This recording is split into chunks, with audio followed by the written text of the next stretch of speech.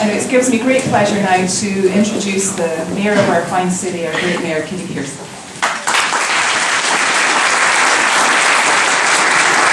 Thank you, Mary. I love this building too. Yes. So I have the honor and pleasure to introduce who you are here to hear from, and that's Senator Merkley.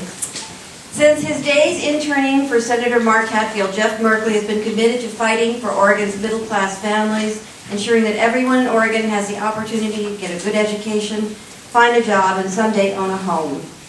Making the American dream a reality for others is what got Jeff involved in public life and is what continues to keep him fighting for Oregon families. In the 5 years he has been in the U.S. Senate, Jeff is focused on creating jobs. He took on the high-risk gambling in our big banks and created the Volcker Rule that establishes a firewall between hedge fund activities and a loan-making business our families and small businesses depend on. He also led the effort to help end the dysfunction in the Senate, oh, if only, by reforming the filibuster and ending the obstruction in the Senate on nominations. Other successes include giving farmers the ability to get their products to market across state lines without having to deal with complicated interstate trucking regulations, spearheading a new law that ensures new mothers have the time and space to pump milk at work, passing legislation that will allow small businesses new opportunities to find financing online, and leading the effort to bring our sons and daughters home from Afghanistan.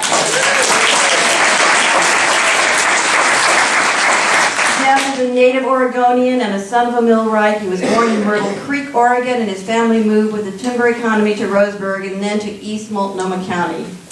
This is what I remember because we were serving at the same time. He was elected to the Oregon House of Representatives in 1998. In 2007, he became the Speaker of the Oregon House and held that post until his election to the U.S. Senate. In 2009, he was sworn into the same Senate seat once held by Mark Hatfield. Jeff holds an open town hall in every Oregon county every year. This is his 6th town hall here in our county, and we are very happy to have him. Please welcome Oregon's U.S. Senator Jeff.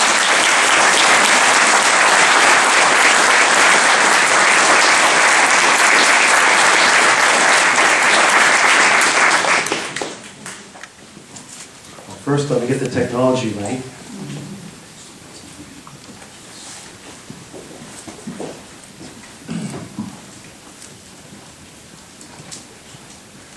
We need to have that microphone freeze so that you all will have one when you're raising your point or your question. I thought I would share with you a little bit about the issues that are going on in D.C. just to warm up the conversation. But before we do that, if I could have all of our electeds stand and then just introduce themselves to folks present.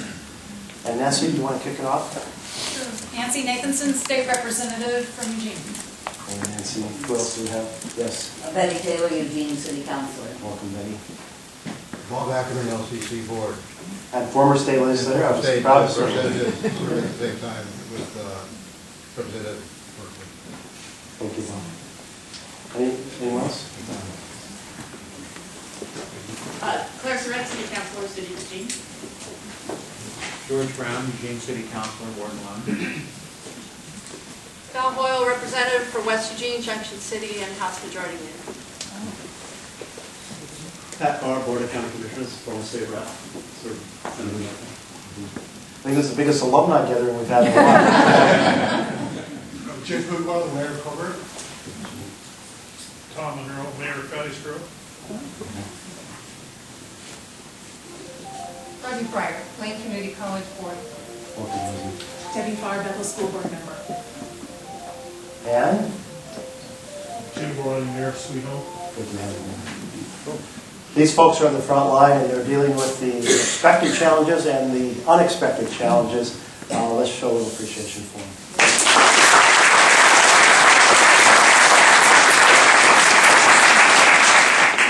President Spildy, it doesn't seem like long ago that I was standing across the street looking at a hole in the ground. And so congratulations to all the partners who came together to make this happen. From one of the chapters of my life when I was developing affordable housing, I know for a single complex how many partners were required, and this was a much more complex undertaking. So congratulations, and I know the community is going to benefit from it for a very long time to come. And thank you, Kitty, very much for your introduction and for your service, and for teaching me all I knew about being a state legislator.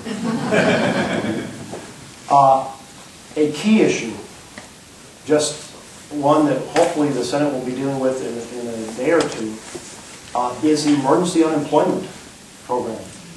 This was a program established under President Bush that said during periods of high unemployment, let's take the judge in each state of how high that unemployment is, and the places where it's more difficult to get a job, there should be additional federal weeks to create that bridge to the next job, and then those weeks will be reduced as the unemployment rate goes down.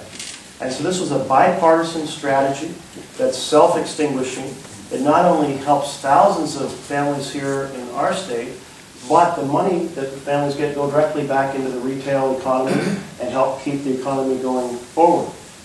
Now, here in Oregon, about 20,000 families got a lump of coal on December 28th when the House and Senate failed to reauthorize this program. We tried to get it into the budget negotiation and didn't get bicameral House and Senate agreement on that, so we're going to make another push for it.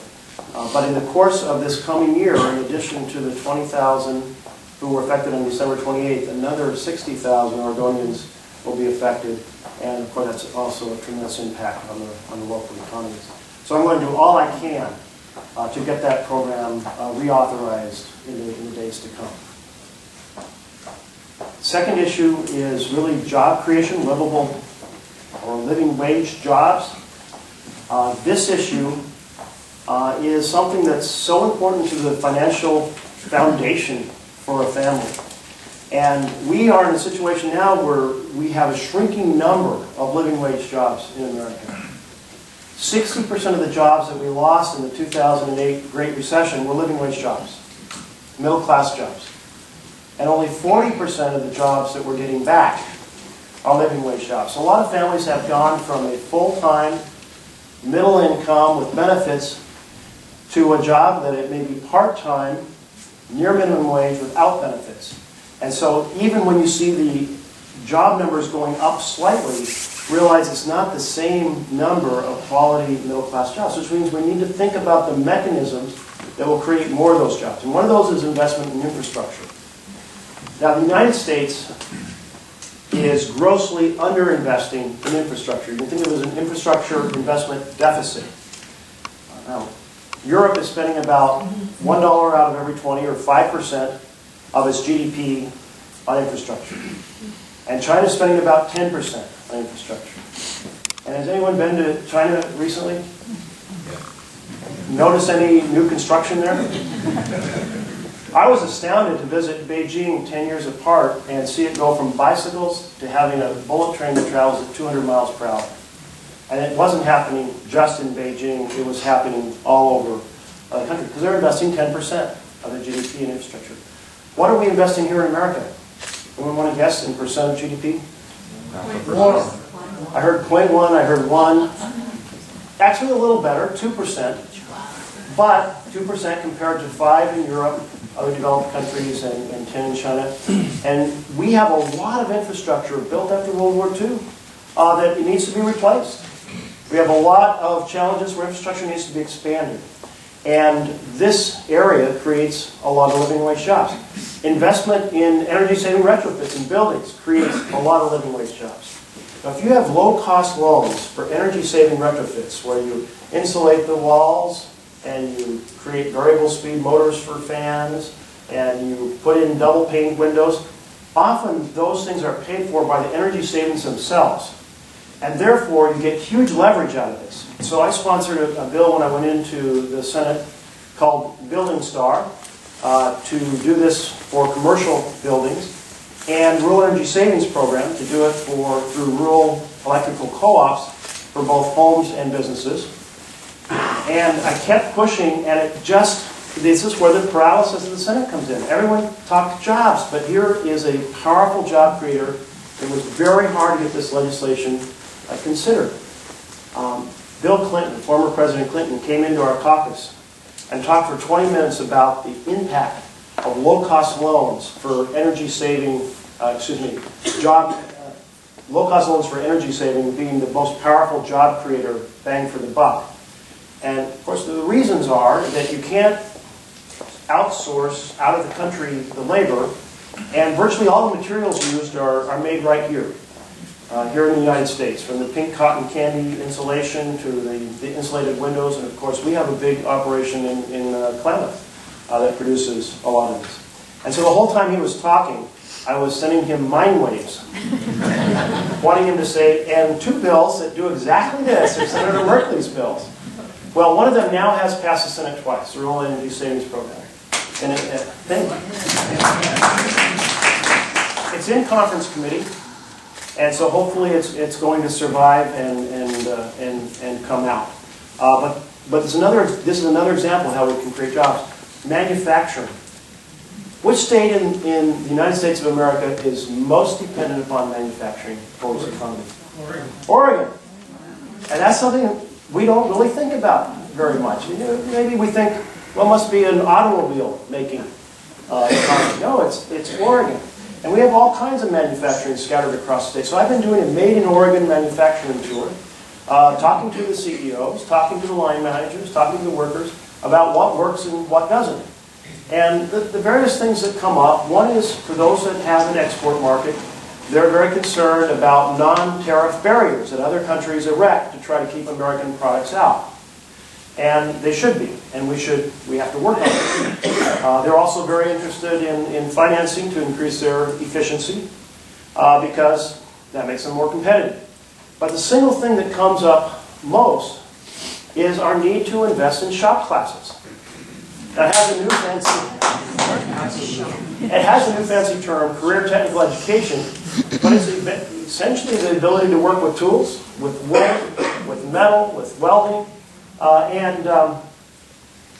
When we had No Child Left Behind, we left shop classes behind. Not universally. There are some high schools that have these programs, some middle schools. And our state legislature has actually been doing a good job here in Oregon recognizing this challenge. I'm trying to create a complement to that through an act called the BUILD Act to recognize this as part of national policy. We need to promote this.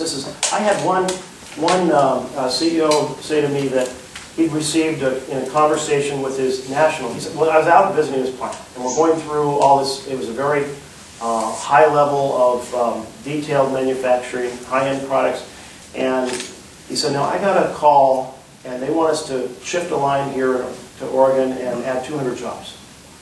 So that's the good news. I said, that's great news.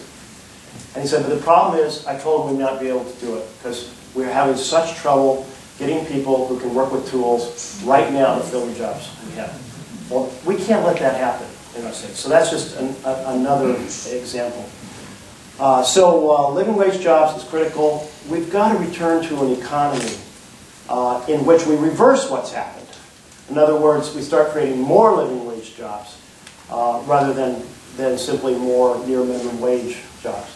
Meanwhile, we have kind of a factor where there seems to be a hardening of the heart, not just on the unemployment that I just mentioned, but food stamps. We have a bill from the House that wants to cut $40 billion out of our food stamp program under the argument people should just go get a job. Well, here's a news flash. People are looking for jobs. They want jobs. Each job opening generally has a very high number of applicants. And meanwhile, though, if the jobs aren't in the economy, it's going to take, on average, a longer period of time for people to get those jobs. Or if they're getting those minimum wage jobs, part-time jobs, they are going to need a nutritional supplement or the kids are going to be hungry. And so this is another issue pushing on right now. Now there's much more I could say on many other issues, but I know you're going to raise issues, and I'd rather get to your thoughts and comments.